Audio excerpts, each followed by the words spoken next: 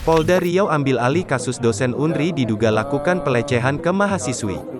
Polda Riau mengambil alih kasus dugaan pelecehan seksual yang dialami seorang mahasiswi Universitas Riau, Unri. Kasus tersebut sebelumnya dilaporkan mahasiswi diduga korban ke Polresta Pekanbaru.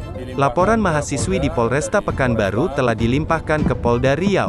Kasusnya sekarang ditangani di Treskrimum, kata Kabid Humas Polda Riau Kombes Sunarto kepada wartawan, Rabu, tanggal 10 November tahun 2021. Sunarto mengatakan ada 2 kasus yang ditangani Polda Riau terkait dugaan pelecehan yang dialami mahasiswi Unri tersebut.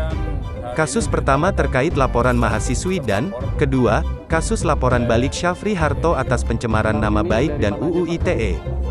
Ya, korban dari pihak kampus, kemudian dari pihak keluarga korban.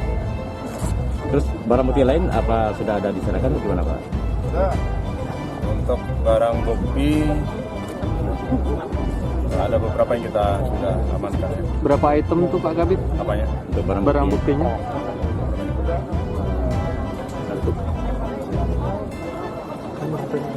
Belum bisa disebut ya.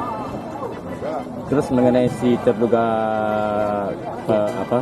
pelaku, apakah sudah dilapor dia ke sini atau gimana Pak Kabit? Terduga pelaku kan itu melapor ke Polda. Nah, apakah sudah Hari ini rencananya akan dipanggil untuk diminta keterangan. Itu terkait laporan pelecehan ya Pak? sudah dilapor? Oke. Oke.